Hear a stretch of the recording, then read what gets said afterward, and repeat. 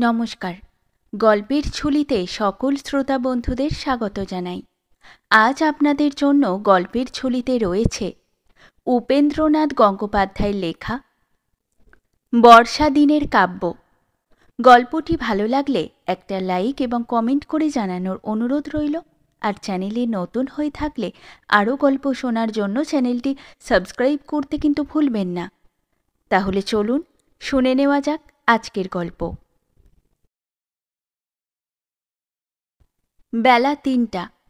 Wellington স্কোয়ারের উত্তর পশ্চিম কোণে দাঁড়িয়ে রঘুনাথ ট্রামের জন্য অপেক্ষা করছে।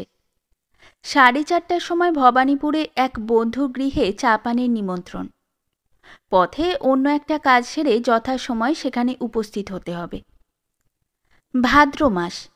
বর্ষাটা এবছর পিছন দিকেই প্রবল হয়ে নেমেছে। বাড়ি থেকে বের হবার পূর্বেই পূর্ব দিকের আকাশে জল ভরা ঘন মেঘ দেখা দিয়েছিল। অবিলম্বে বৃষ্টিপাতের সম্ভাবনা দেখে রঘুনাথের মাতা জোর করে রঘুনাথের হাতে একটি ছাতা দিয়েছিলেন। কারণ আধুনিককালের আধুনিকতম তরুণদের মতো রঘুনাথেরও সুতীব্র ছাতা বিদ্বেষ ছিল। রৌদ্র এবং বৃষ্টির অসুবিধা অপেক্ষা ছাতা বহন করে বেড়ানোর দুঃখকে সে অনেক বেশি পীড়াদায়ক বলে মনে করে। তাছাড়া তুচ্ছ সুখ সুবিধার জন্য একটা জটিল এবং অপুরুষোচিত যন্ত্রের দ্বারা নিজের দেহকে বিড়ম্বিত করে বেড়ালে দুঃখ সুখ নিরপেক্ষ সুদৃপ্ত তারুণ্যের মহিমাকে ক্ষুণ্ণ করা হয় বলে তার ধারণা। ছাতা নিতে সে যথেষ্ট আপত্তি করেছিল, কিন্তু জননীর অনুরোধ শেষ পর্যন্ত উপেক্ষা করতে পারেনি। তাই কি ছোটোখাটো ছাতা? ২৬ ইঞ্চি তো বটেই, হয়তো ২৮ ইঞ্চি বা হবে। মেঘ এবং ছাতাকে মনে মনে অভিসম্পাত দিতে দিতে রঘুনাথ ওয়েলিংটনের মোড়ে এসে উপস্থিত হল। ক্ষণকাল পরে অদূরে একটা ট্রাম দেখা দিলে। শ্যামবাজার থেকে আসছে, কিন্তু ট্রাম স্টপে থামবার কিছু পূর্বেই চরচর করে বৃষ্টি এসে পড়ল। অগত্যা রঘুনাথকে ছাতা খুলতে হলো। উফ, কি ঢাউস ছাতা! ৪ জন লোককে আশ্রয় দিতে পারে এত বড়। ট্রাম যখন রঘুনাথের সামনে এসে দাঁড়ালো তখন মুষলধারে বৃষ্টি আরম্ভ হয়েছে। পথে রঘুনাথ ভিন্ন দ্বিতীয় আরোহী ছিল না। ছাতা বন্ধ করে ট্রামে উঠতে গেলে জামাকাপড় একেবারে ভিজে যাবে। তাই সে স্থির করলে ফুটবোর্ডে উঠে দাঁড়িয়ে তারপর ছাতা বন্ধ করবে। ট্রামের প্রবেশদ্বারের সম্মুখে উপস্থিত হয়ে কিন্তু সে শেষ পর্যন্ত ট্রামে উঠতে পারলে না। ঠিক তার সামনে ১৮-১৯ বছরের একটি তরুণী মেয়ে বাঁহাতে ৪-৫খানা বই আর খাতা নিয়ে ট্রাম থেকে টপ করে নেমে পড়ল। তারপর পাশ কাটিয়ে অগ্রসর হবার অসুবিধার জন্যই হোক অথবা আত্মরক্ষার অবুঝ প্রবৃত্তিবশতই হোক একেবারে সোজা রঘুনাথের ছাতার মধ্যে ঢুকে পড়ল। এই অপ্রত্যাশিত এবং আকস্মিক পরিণতির জন্য রঘুনাথ একেবারেই প্রস্তুত ছিল না। কি করা উচিত হঠাৎ স্থির করতে না পেরে মেয়েটির ডান হাতে ছাতাটা ধরিয়ে দিয়ে সে তাড়াতাড়ি বাইরে বেরিয়ে এসে নির্বিকল্পতার সঙ্গে ভিজতে লাগল। ছাতা হাতে নিয়ে চকিত হয়ে উঠে মেয়েটি বললে, এ কি? পাশ থেকে মুখ নিচু করে মেয়েটির প্রতি তাকিয়ে দেখে রঘুনাথ বললে, ছাতা নিশ্চয়ই। না, তা বলছি নে। যা বলছেন ফুটপাতে উঠে বলুন, মোটর আসছে। হর্ন দিতে দিতে সবেগে একটা বৃহৎ ট্যাক্সি একেবারে নিকটে এসে পড়েছিল। ঘটনা বিহ্বলতাবশত উভয়ই সময় মতো তেমন খেয়াল করেনি। তাছাড়া মেয়েটির মনোযোগের বোধহয় ১৬ আনাই বৃষ্টি রঘুনাথ এবং রঘুনাথের সুবৃহৎ ছাতার মধ্যেই নিঃশেষ হয়ে গিয়েছিল।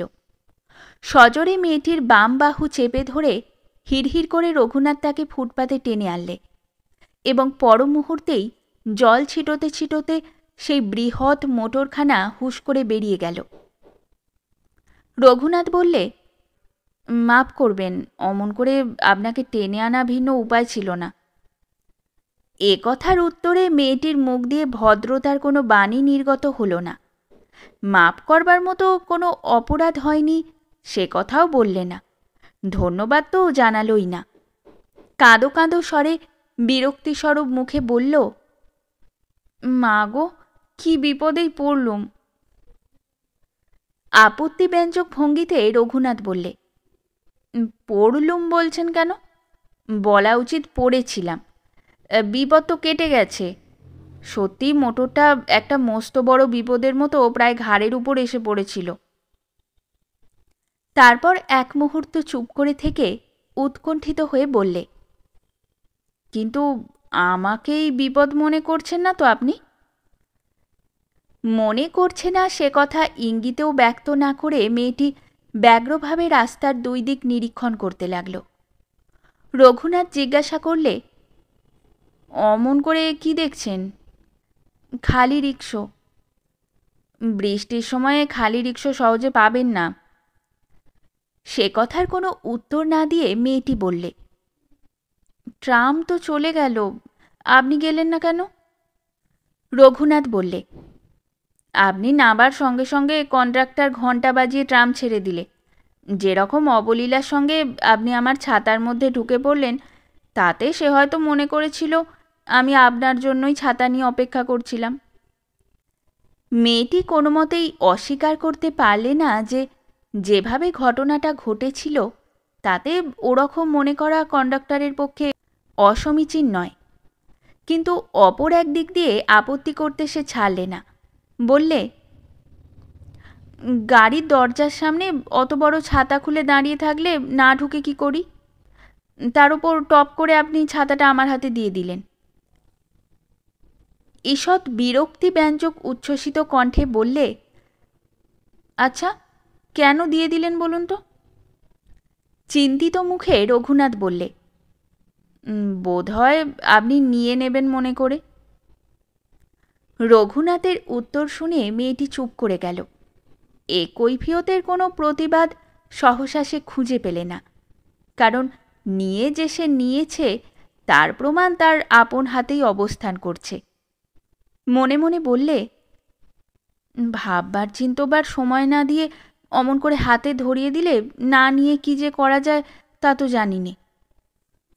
মেয়েটির কৃতজ্ঞতা বঞ্চিত অকোমল ভাব উপলব্ধি করে মনে মনে পুলকিতই হয়ে রঘুনাথ বললে, জীবনে কোনোদিন ছাতা ব্যবহার করিনি, আজ প্রথম ব্যবহার করেই ভারী বিপদে পড়ে গেছি।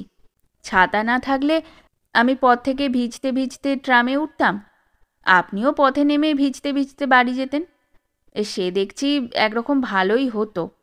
এই হতভাগা ছাতার দ্বারা আমার সঙ্গে আপনাকে জড়িত করে একটা বিশ্রী গোলযোগের সৃষ্টি করেছি। এ যেন ঠিক যা তো গেল, পেটও ভরল না। তীক্ষ্ণ কণ্ঠে মেয়েটি বললে, তার মানে? তার মানে নিজেও ভিজলাম, আপনাকেও বিরক্ত করলাম। বলে রঘুনাথ হেসে উঠল। এ ব্যাখ্যার ভাষায় কতকটা শান্ত হয়ে মেয়েটি আর কিছু বললে না, শুধু ক্ষণিকের জন্য অপাঙ্গে রঘুনাথের প্রতি একবার দৃষ্টিপাত করে চোখ ফিরিয়ে নিলে। শ্যামবাজারের দিক থেকে আর একটা ট্রাম দেখা দিয়েছিল। মেয়েটি বললে, ট্রাম আসছে, এই নিন আপনার ছাতা। বলে ছাতাটা রঘুনাথের দিকে এগিয়ে ধরলে। মেয়েটির দিকে ছাতাটা ঠেলে দিয়ে রঘুনাথ বললে, দেখুন, মিছিমিছি ছেলে মানুষই করবেন না। আমি ছাতা নিলে কার উপকার হবে বলুন তো? আমি তো ভিজে গিয়েইছি, উপরন্তু আপনিও ভিজে যাবেন, বই খাতাগুলোও নষ্ট হবে। এই ভিজে কাপড়ে আমার এখন ভবানীপুরে গিয়েও কোনো লাভ হবে না। তার চেয়ে চলুন, আপনাকে বাড়ি পৌঁছে দিয়ে আমি ফিরে যাই। যেরকম চেপে বৃষ্টি এলো, তাতে এখনই রাস্তায় এমন জল জমে যাবে যে অবশেষে জুতো হাতে করে পথ চলতে হবে। মেয়েটি বললে, একটা রিকশা আসছে, দেখি খালি কিনা। রঘুনাথ বললে, রিকশায় তো পর্দা ফেলা রয়েছে। বৃষ্টির সময় খালি রিকশাতেও পর্দা ফেলে রাখে। কথাটা সত্য, সুতরাং রিকশাটা কাছে না আসা পর্যন্ত অপেক্ষা করতে হলো। কিন্তু কাছে এলে দেখা গেল সেটা খালি নয়, লোক আছে। রঘুনাথ বললে, দেখলেন তো, লোক রয়েছে। এমন 10-12খানা রিকশা তো দেখলেন, কোনোটাই খালি নয়। আপনি ভয় পাবেন না, অসংকোচে আমার সঙ্গে চলুন। আমি নিঃসন্দেহে প্রমাণ করতে পারবো রিক্সাওয়ালার চেয়ে আমি মন্দ লোক নই। রঘুনাথের এ কথায় মেয়েটি ব্যস্ত হয়ে উঠে বললে, না না, আপনি এসব কথা কেন বলছেন? এখান থেকে আমার বাড়ি 5-7 মিনিটের পথ। আপনি আর কত কষ্ট করবেন? আসল কথা, একজন অপরিচিত যুবকের সঙ্গে তার ছাতা মাথায় দিয়ে গৃহে উপস্থিত হওয়া মেয়েটির একেবারেই মনোপুত হচ্ছিল না। রঘুনাথ বললে, কষ্ট আর আনন্দের হিসেব নিজের নিজের বাড়ি পৌঁছে করলেই হবে। আপাতত কোন দিকে আপনার বাড়ি বলুন তো? পশ্চিম দিকে হস্ত প্রসারিত করে মেয়েটি বললে, নতুন রাস্তা দিয়ে খানিকটা গিয়ে ডান হাতি একটা গলির মধ্যে। আসুন, ঠিক আমার পিছনে পিছনে আসুন। বলে রঘুনাথ ফুটপাত থেকে রাস্তায় নেমে পড়ল। মেয়েটিও ছাতা মাথায় দিয়ে রঘুনাথকে অনুসরণ করে চলল। একটি অপরিচিতা সুন্দরী তরুণীকে নিজের ছাতা দিয়ে নিজে ভিজতে ভিজতে অগ্রগামী হয়ে পথ চলা বর্ষা দিনের এই অনাস্বাদিত পূর্ব কাব্য সংগঠন রঘুনাথের মনে এক বিচিত্র আনন্দের সঞ্চার করছিল। অপরদিকের ফুটপাতে উঠে দ্রুত গতিশীল ট্রাম, বাস ও মোটরের আশঙ্কা থেকে নিশ্চিন্ত হয়ে সে বললে, পথের ওদিক পর্যন্ত এই ছাতাটার ওপর একটা বিশ্রী রকমের বিরক্তিতে মন বিষিয়েছিল। এখন কিন্তু মনে হচ্ছে ছাতাটা এনে ভালোই হয়েছে, উপকারে লাগলো। রঘুনাথের পিছনে অবস্থান করে মেয়েটির একটু সাহস হয়েছিল। বললে, উপকারে তো লাগলো আমার। সেই জন্যই তো বলছি এনে ভালো হয়েছে। এক মুহূর্ত চুপ করে থেকে মেয়েটি বললে, এই রকম ভিজতে ভিজতে আপনি বরাবর যাবেন? প্রশস্ত ফুটপাত, বৃষ্টির জন্য জনবিরল। একটু পেছিয়ে এসে মেয়েটির পাশাপাশি হয়ে রঘুনাথ বললে, উপায় কি বলুন? আমাদের দুজনের তো এক ছাতার মধ্যে স্থান হতে পারে না। জানেন তো, আপনাদের পক্ষে আমরা অস্পৃশ্য প্রাণী। বলে হো হো করে হেসে উঠল। মেয়েটি সত্য সত্যই অপ্রতিভ হল। এ কথার পর ছাতার মধ্যে রঘুনাথকে আহ্বান না করলে তার উক্তিকে সপ্রমাণ করাই হয়। মেয়েটির বিমূঢ় অবস্থা বুঝতে পেরে রঘুনাথ তাড়াতাড়ি অন্য প্রসঙ্গের অবতারণা করলে। বুক পকেট থেকে একটা রেশমের মানিব্যাগ বার করে বললে, আপনি বরং আপাতত এই ভিজে মানিব্যাগটা আপনার হাতে রাখুন। ছাতা যখন নেব তখন এটাও নেব। মানিব্যাগটা ভিজে হয়তো তত ক্ষতি হয়নি, কিন্তু ভেতরের কাগজের টাকাগুলো বেশি ভিজে গেলে সত্যিই কিছু ক্ষতি হবে। বলে ব্যাগটা মেয়েটির দিকে প্রসারিত করে ধরলে। অনিচ্ছা সত্ত্বেও ব্যাগটা নিতে হলো, যেহেতু এই যৎসামান্য উপকারটুকু করার বিরুদ্ধে আপত্তি করবার মতো তেমন গুরুতর কোনো যুক্তি হঠাৎ দেখানো গেল না। চলতে চলতে রঘুনাথ বললে, আপনি কি পড়েন জিজ্ঞাসা করতে পারি কি? মেয়েটি বললে, আইএসসি। কোন ইয়ার? Second year. কোন কলেজ? মেয়েটি কলেজের নাম বললে। কলেজের নাম শোনার পর মেয়েটির নাম জানতে রঘুনাথের আগ্রহ হলো। বললে, কিছু যদি মনে না করেন আপনার নামটি জিজ্ঞাসা করি? রঘুনাথের এই অসঙ্গত কৌতূহলের জন্য মেয়েটি মনে মনে বিরক্ত হয়ে উঠেছিল। না হয় তুমি জোর করে খানিকটা উপকারী করছো, তাই বলে এমন করে সেটা 16 আনা পুষিয়ে নেওয়া নিতান্তই সুরুচি বিরুদ্ধ। তবুও প্রশ্নটা তত বেশি অবৈধ নয় বলে বললে, আমার নাম বসুদা। বসুদা? বসুদা কি? বিরক্ত হয়ে মেয়েটি বললে, বসুদা মুখোপাধ্যায়। এক মুহূর্ত নিঃশব্দে অবস্থান করে কতকটা যেন নিজ মনেই রঘুনাথ বলতে লাগল, বসুদা, বসুদা মুখোপাধ্যায়, ভারী মিষ্টি নাম। যেমন চেহারা মিষ্টি তেমনই নাম মিষ্টি, যেমন নাম মিষ্টি তেমনই চেহারা মিষ্টি। ওদিকে পাশে চলতে চলতে রঘুনাথের ধৃষ্টতা দেখে ক্রোধে ও অপমানে বসুদা আরক্ত হয়ে উঠেছিল। কি বলে রঘুনাথকে তিরস্কৃত করবে তা ঠিক করতে পারছিল না বলেই বোধ করি সে চুপ করেছিল। চলতে চলতে হঠাৎ একসময় দাঁড়িয়ে পড়ে বসুদার প্রতি দৃষ্টিপাত করে স্নিগ্ধ কণ্ঠে রঘুনাথ ডাকলে, বসুদা। মুখোমুখি দাঁড়িয়ে কঠোর স্বরে বসুদা বললে, কি বলছেন?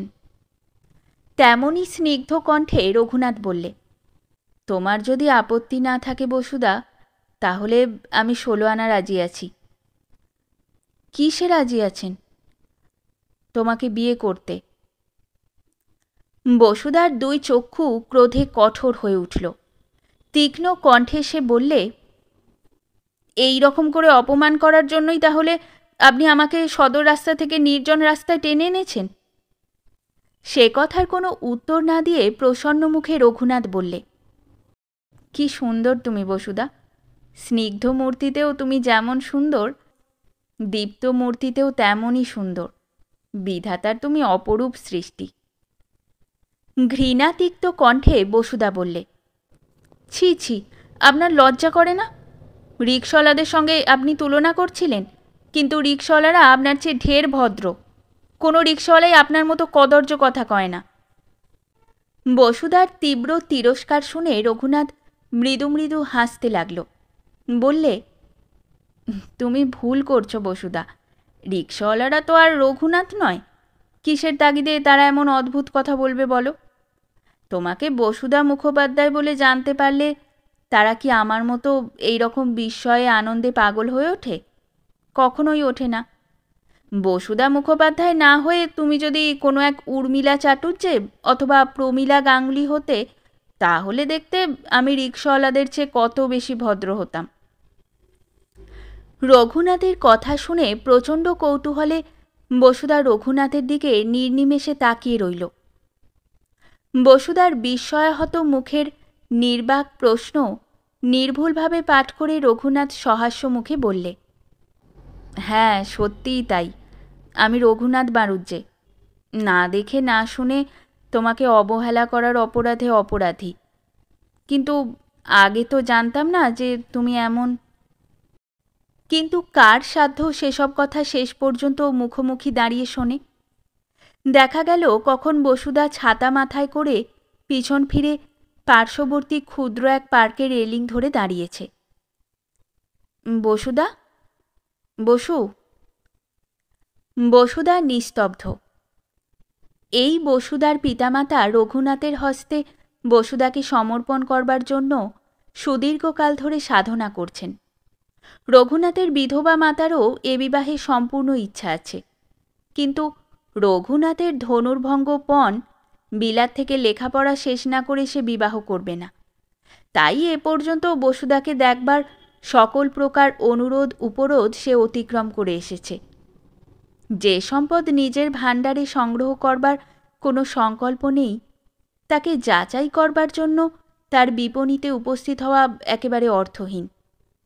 আজ কিন্তু প্রকৃতির এবং দৈব শক্তির ষড়যন্ত্রে বৃষ্টিধারার মধ্যে তাদের দেখা, এক ছত্রের তলে তাদের সংযোগ। রঘুনাথ ধনকুবের স্বর্গীয় হরনাথ বন্দ্যোপাধ্যায়ের একমাত্র পুত্র। বিশ্ববিদ্যালয়ের সে দীপ্তিমান ছাত্র। গণিত শাস্ত্রে রেকর্ড মার্ক অধিকার করে এমএসসি পরীক্ষায় উত্তীর্ণ হয়েছে। কলেজের ছাত্রছাত্রীদের মুখে মুখে তার নাম। বিবাহ প্রস্তাবের পর থেকে বসুদা মনে প্রাণে সেই নাম জপ করে। ঠিক জপ করার কথা জানা না থাকলেও বসুদাও যে আগ্রহের সঙ্গে তাকে কামনা করে, সে কথা রঘুনাথ বসুদার আত্মীয়বর্গের আগ্রহের প্রবলতা থেকে সহজেই অনুমান করত। সুতরাং পরিচয় পাওয়ার পূর্বে অজানা অচেনা তরুণীকে অবলম্বন করে যে নিষ্কাম এবং নিঃসত্ত্ব কাব্যটুকু জন্মগ্রহণ করেছিল, পরিচয় পাওয়ার পর আর তা সেরূপ রইল না। তখন সেই নৈর্ব্যক্তিক কাব্য পরিস্থিতির কেন্দ্রে বসুদা তার সমস্ত সত্তা নিয়ে দেখা দিলে। সুনিশ্চিত বিবাহের দ্বারা যে অপরাধকে সম্পূর্ণভাবে খণ্ডিত করা চলবে, সে অপরাধ অপরাধী নয়। সুতরাং এই দৈবাগত অচিন্তিতপূর্ব সৌভাগ্যকে একটু নিবিড়তার সঙ্গে উপভোগ করবার পক্ষে কোনো নৈতিক বাধা আছে বলে রঘুনাথ মনে করল না। বৃষ্টি অল্প একটু কমে এসেছিল। পিছন দিক থেকে রঘুনাথ বললে, আগে কে জানতো বসুদা এমন অদ্ভুত মেয়ে তুমি, আর এমন অদ্ভুতভাবে দেখা দিয়ে শুধু আমার ছাতার মধ্যেই নয়, একেবারে সোজা আমার প্রাণের মধ্যে প্রবেশ করবে। এ কথারও কোনো উত্তর না দিয়ে বসুদা নিঃশব্দে দাঁড়িয়ে রইল। আকস্মিক বিস্ময় এবং সংকোচজনিত বসুদার এই দুর্বনেয় জড়তা দূরীভূত করার জন্য রঘুনাথের মনে এক দুষ্ট বুদ্ধির উদয় হল। কণ্ঠের স্বর যথাসম্ভব গম্ভীর করে নিয়ে সে বললে, এমনভাবে তোমার দাঁড়িয়ে থাকা ভালো হচ্ছে না কিন্তু বসুদা।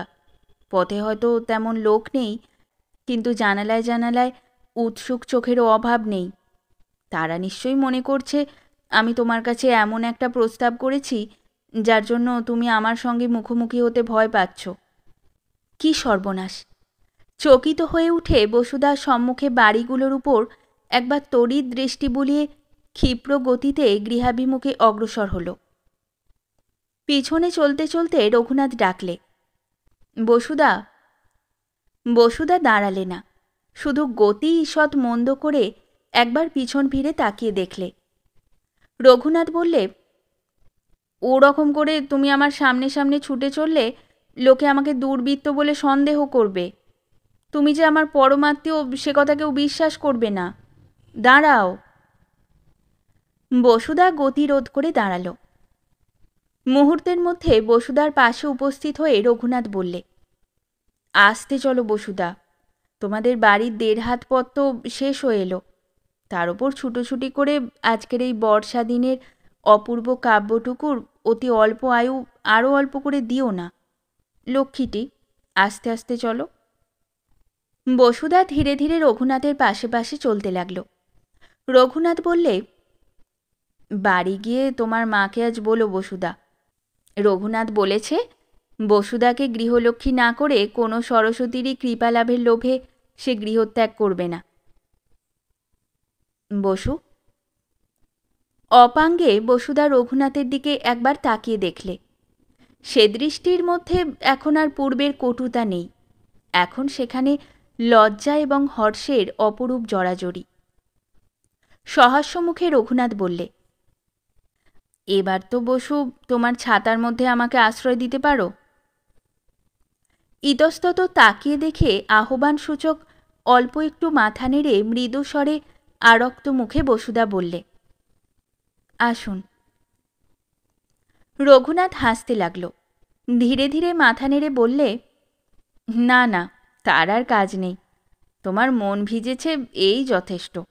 তোমার কাপড় ভেজাতে আর চাইনি। তারপর এক মুহূর্ত অপেক্ষা করে বলতে লাগল, দুঃখ নেই বসুদা, ভবিষ্যতে এই ছাতার তলায় বহুবার আমরা মিলিত হব। আকাশ জুড়ে মেঘ ঘনিয়ে এসে যখন বৃষ্টি পড়তে আরম্ভ করবে, তখন মাঝে মাঝে আমরা দুজনে এই ছাতার নিচে পাশাপাশি হয়ে বৃষ্টির মধ্যে বেরিয়ে পড়ব। এই ছাতা আমাদের মিলিত করেছে বসুদা। আমাদের মিলনের প্রতীক এই ছাতাকে আমরা চিরদিন যত্নে আদরে রাখব। পর মুহূর্তেই সহসা দাঁড়িয়ে পড়ে রঘুনাথের প্রতি দৃষ্টিপাত করে বসুদা বললে, এইটা আমাদের গলি। কিন্তু গলির প্রবেশপথে রাস্তার এক প্রান্ত থেকে অপর প্রান্ত পর্যন্ত জুড়ে এমন একটু জল জমেছিল যে বসুদার পক্ষে সেটা ডিঙিয়ে যাওয়া সম্ভব নয়। জলের মধ্যে কোথাও একটু জায়গা জমি অথবা ইট পাথর আছে কিনা যার উপর জুতো রেখে পেরিয়ে যাওয়া যায়, সে বোধ হয় তাই লক্ষ্য করছিল। এমন সময় কানের কাছে মুখ এনে রঘুনাথ বললে, কিছু যদি মনে না করো তো একটা কথা বলি। সামনের দিকেই মুখ সোজা করে রেখে মৃদু স্বরে বসুদা বললে, কি? 2 হাতে তোমাকে তুলে ধরে টপ করে পার করে দিই। প্রস্তাব শুনে আরক্ত মুখে রঘুনাথের প্রতি একবার চকিত দৃষ্টিপাত করে বসুদা খলবলিয়ে জলের মধ্যে নেমে পড়ল। যা ভীষণ লোক, কিছুই অসম্ভব নয়। ম্যাথামেটিক্সে রেকর্ড নম্বর পেলে কি হয়, কাজে কর্মে কথায় বার্তায় দারুণ বেহিসেবি। এক লম্ফে জল পেরিয়ে বসুদার পাশে উপনীত হয়ে রঘুনাথ বললে, লজ্জার জন্যে আমাদের অনেক ভালো জিনিস থেকে বঞ্চিত হতে হয় বসুদা। আমি যদি আজ আমি না হয়ে তুমি হতাম, তাহলে কখনোই এই অত্যন্ত আদরের প্রস্তাবে অসম্মত হতাম না। এ কথাও যথেষ্ট বেহিসাবি কথা। সুতরাং বসুদা এ কথারও কোনো উত্তর দিলে না। গলির মধ্যে খানিকটা অগ্রসর হয়ে বাঁদিকে বসুদাদের বাড়ি। সদর দরজার সম্মুখে উপস্থিত হয়ে 2 ধাপ সিঁড়ির উপর উঠে বসুদা রঘুনাথের দিকে ফিরে দাঁড়াল। তারপর ছাতাটা রঘুনাথের হাতে দিয়ে সলজ্জ মুখে বললে, আমাকে আপনি ক্ষমা করবেন। বিস্মিত কণ্ঠে রঘুনাথ বললে, ক্ষমা করব কেন? অন্য কোনো লোকের সঙ্গে তোমার বিয়ে স্থির হয়ে গেছে নাকি? মাথা নাড়া দিয়ে বসুদা বললে, সে কথা বলছি নে, আপনাকে আজ যেসব অন্যায় কথা বলেছি তার জন্যে ক্ষমা চাচ্ছি। বসুদার কথা শুনে রঘুনাথের মুখে হাসি ফুটে উঠল। বললে, এখন কি তাহলে রিকশাওয়ালাদের চেয়ে আমাকে কিছু ভদ্র বলে মনে হচ্ছে? আমাকে ক্ষমা করুন। বসুদার কণ্ঠস্বরে সুগভীর অনুতাপের করুণতা। রঘুনাথ বললে, না না বসুদা, তোমাকে ক্ষমা করবার কোনো কথাই উঠতে পারে না। যেসব কথাকে তুমি অন্যায় কথা বলছো, সেই সব কথাই আমার জীবনে চিরদিনের মতো অমূল্য সম্পদ হয়ে রইল। সেই সব কথা শুনেই তোমাকে অমন অদ্ভুত মেয়ে মনে হয়েছিল। এখন অনুতাপ হচ্ছে কেন অত শীঘ্র নিজের পরিচয় দিলাম, কেন আরও কিছুক্ষণ তোমার কাছ থেকে লাঞ্ছনা ভোগ করলাম না। তোমার কঠিন বাক্য কত যে মিষ্টি তার কোনো ধারণা নেই তোমার। তুমি এমনই অদ্ভুত গোলাপ যে তোমার কাঁটার আঘাতেও আনন্দ আছে। তরুণ প্রেমের এই অপরূপ প্রাণঢালা সোহাগ ভাষণ বসুদার প্রণয়চকিত হৃদয়কে এক অপূর্ব সঙ্গীতে উদ্বেল করে তুললে। সে সঙ্গীতের যথার্থ ভাষা, তোমার চরণে আমার পরাণে লাগিল প্রেমের ফাঁসি, সব সমরপ্রিয়া প্রাণ মন দিয়া নিশ্চয়ই হইন দাসী। কিন্তু মুখ ফুটে কে সে কথা ভাষায় প্রকাশ করে বলে? বসুদা বললে, আমার একটা কথা আছে। কি বলো? এখানে আপনার পরিচয় দেবেন না। বিস্মিত কণ্ঠে রঘুনাথ বললে, পরিচয় দেব না? কোনো দিন না? না, আজ দেবেন না, এখন দেবেন না। সহাস্য মুখে রঘুনাথ বললে, এখন তো এখান থেকেই বিদায় নিচ্ছি, সুতরাং আজকের ভয় তোমার নেই। কিন্তু কাল সকালে মাকে নিয়ে তোমার দরবারে হাজির হব। তুমি তো এখনো স্পষ্ট করে তোমার সম্মতি জানাওনি বসুদা। কি বলো, কাল আসবো তো? আরক্ত মুখে মৃদুস্বরে বসুদা বললে, আসবেন। তারপর পিছন ফিরে দরজায় 2-4 বার ধাক্কা দিলে। ভিতরে নিকটেই একজন চাকর কাজ করছিল, তাড়াতাড়ি এসে দৌড় খুললে। আচ্ছা, এবার তাহলে চললাম, বলে রঘুনাথ দ্রুত পদে প্রস্থান করলে। এক মুহূর্ত নিঃশব্দে রঘুনাথের দিকে চেয়ে দাঁড়িয়ে থেকে সকৃতজ্ঞ মনের সমস্ত মাধুরী দিয়ে মনে মনে রঘুনাথকে বন্দিত করে পুলকিত চিত্তে বসুদা গৃহাভ্যন্তরে প্রবেশ করে দৌড় লাগিয়ে দিলে। গৃহে প্রবেশ করেই বাঁদিকে দোতলায় উঠবার সিঁড়ি। সেই সিঁড়ি দিয়ে বসুদার জননী সত্যবতী নেমে আসছিলেন। বসুদাকে দেখতে পেয়ে বললেন, হ্যাঁ রে, দৌড় লাগিয়ে দিলি, সেই ছেলেটি কোথায়? ঈষৎ বিমূঢ়ভাবে বসুদা বললে, কে? সত্যবতী বললেন, ওপর থেকে জানলা দিয়ে দেখলাম একটি ছেলে নিজের ছাতা তোকে দিয়ে ভিজতে ভিজতে তোর পাশে পাশে আসছিল, তার কথা বলছি। বসুদা বললে, ও, তিনি বাড়ি চলে গেলেন। কে এসে? কোথায় তার দেখা পেলি? যুগ্ম প্রশ্ন। প্রথমটির উত্তর দেওয়া নিরাপদ নয়। বসুদা একেবারে দ্বিতীয়টির উত্তর দিয়ে বললে, ওয়েলিংটন স্কোয়ারের মোড়ে, ট্রাম থেকে নেমে।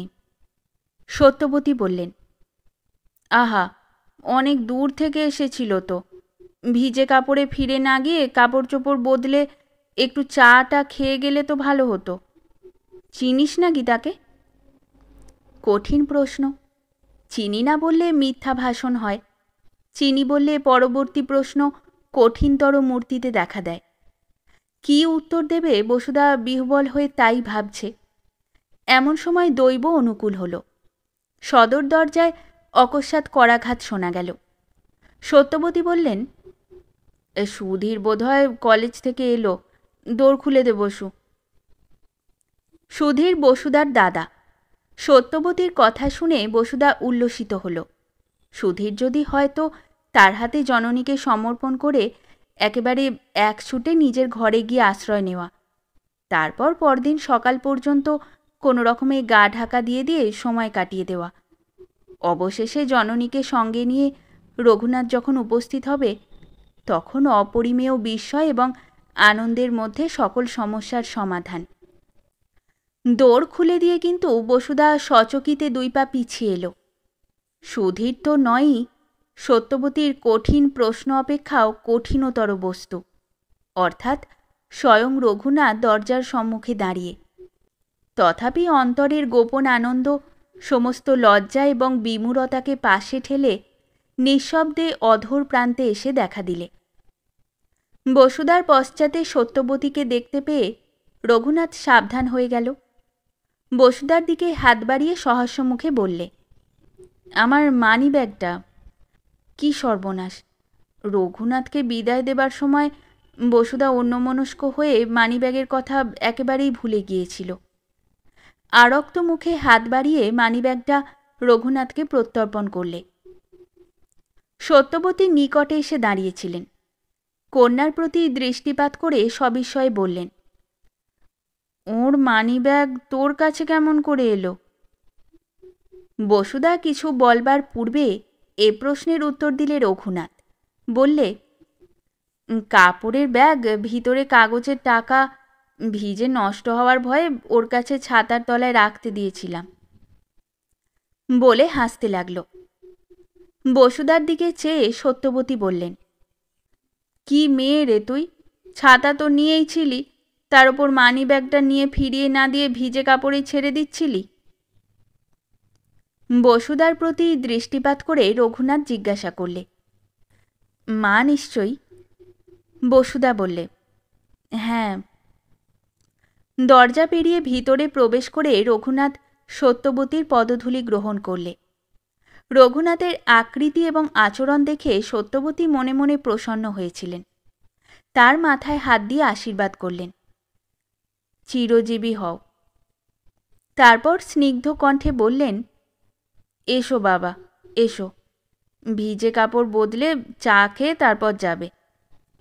প্রসন্ন মুখে রঘুনাথ বললে, না মা, আজ যাই, কাল সকালে আবার আসব। তবে কাল একা আসব না, মাকে সঙ্গে নিয়ে আসব। বলে বসুদার প্রতি দৃষ্টিপাত করে একটু হাসলে। বিস্মিত হয়ে সত্যবতী বললেন, সে তো খুবই সুখের কথা, কিন্তু মাকে নিয়ে আসবে কেন বলো তো বাবা? রঘুনাথ বললে, সে কথা এখন বললে বসুদার সঙ্গে চুক্তিভঙ্গের অপরাধ হবে, পরে আপনি বসুদার কাছে সব শুনবেন। বসুদাকে দেখতে গিয়ে সত্যবতী দেখলেন অদূরে বসুদা চলে যাচ্ছে। একবার মনে করলেন ডেকে কথাটা জিজ্ঞাসা করেন, কিন্তু সম্ভবত বসুদাও এখন বলতে স্বীকৃত হবে না ভেবে রঘুনাথকে বললেন, তুমি বসুদাকে আগে থেকে জানো? রঘুনাথ বললে, জানি। কতদিন থেকে? একটু চিন্তা করে রঘুনাথ বললে, প্রায় 8-9 মাস থেকে। আজ বসুদা তোমার কাছে গিয়েছিল? ব্যগ্রকণ্ঠে রঘুনাথ বললে, না না, বসুদা আমার কাছে কোনো দিনই যায়নি।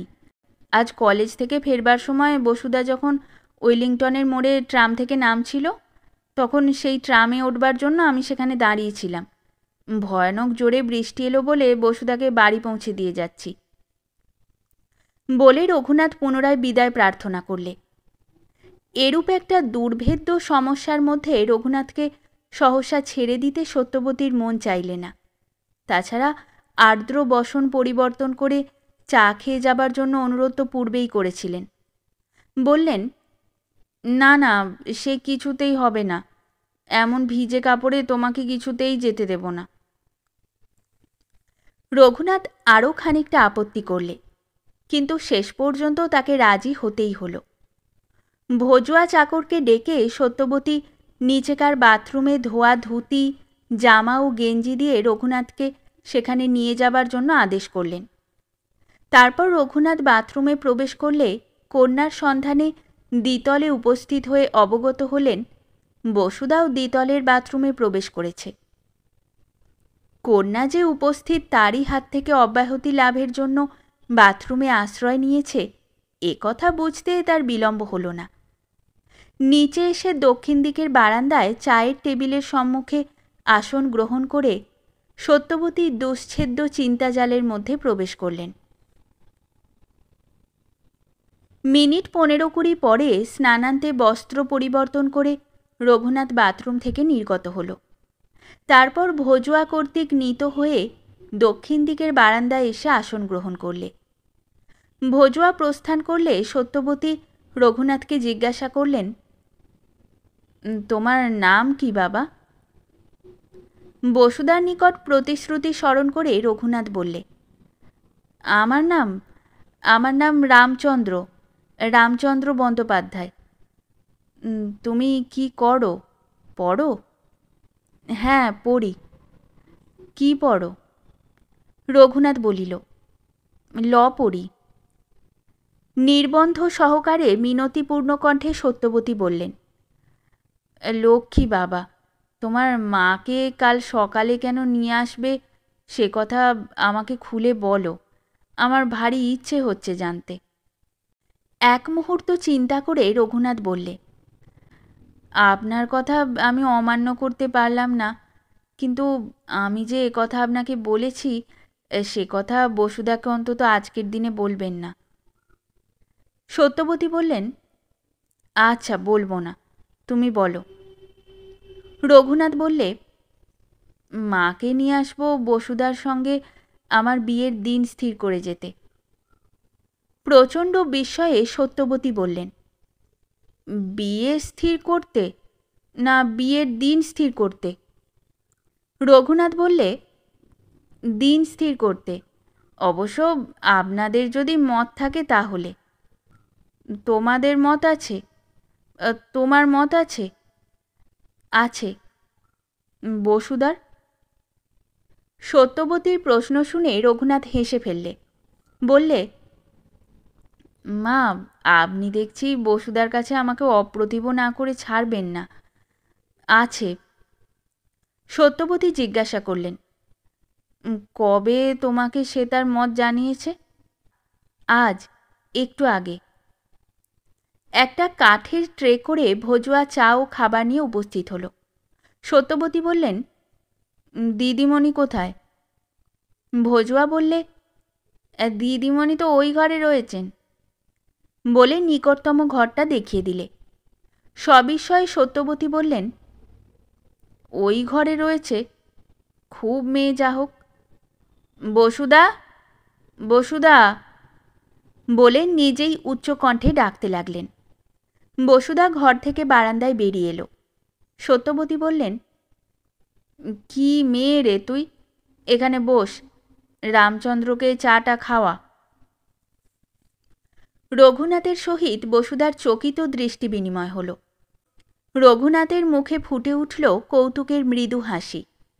বসুদার মুখে সবিস্ময় পুলক। নিকটে একটা চেয়ারে উপবেশন করে মৃদু কণ্ঠে বসুদা বললে, আমি চা করে দেব?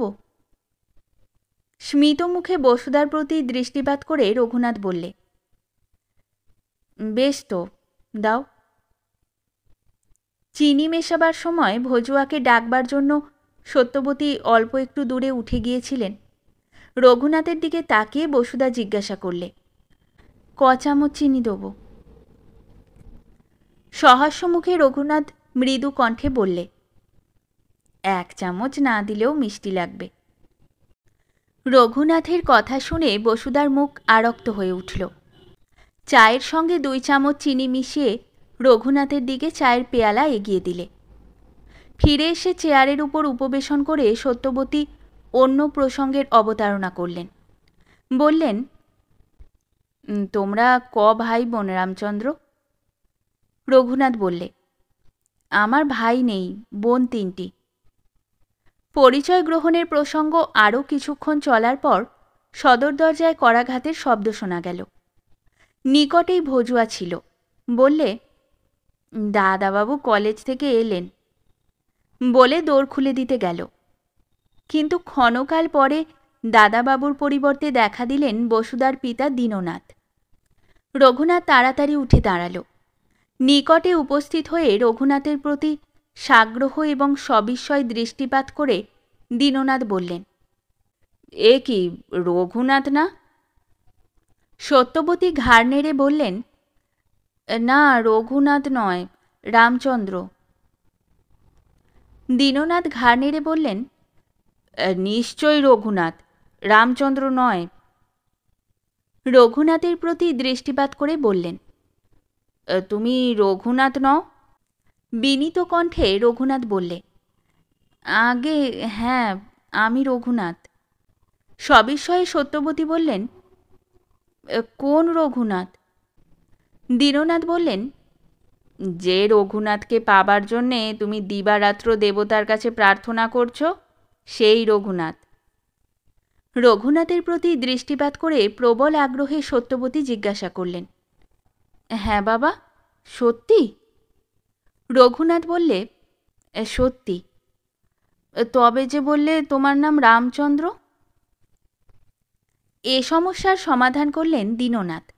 সহাস্য মুখে বললেন, রঘুনাথের অনেক নাম আছে, তার মধ্যে একটি হচ্ছে রামচন্দ্র। বিস্ময়ে আনন্দে আপ্লুত হয়ে সত্যবতী ডাকলেন, বসুদা। বসুদা কিন্তু পূর্বেই কথাবার্তার কোন ফাঁকে সেখান থেকে অদৃশ্য হয়েছে। শেষ হলো আমাদের আজকের গল্প। গল্প পাঠে এবং বিভিন্ন চরিত্রে আমি তৃষিতা। গল্পটি ভালো লাগলে লাইক এবং শেয়ার করে দেবেন। আর চ্যানেলে নতুন হয়ে থাকলে আরও গল্প শোনার জন্য চ্যানেলটি সাবস্ক্রাইব করতে কিন্তু ভুলবেন না। খুব তাড়াতাড়ি নতুন একটি গল্প নিয়ে ফিরে আসব। সকলে ভালো থাকুন, শুনতে থাকুন গল্পের ঝুলি।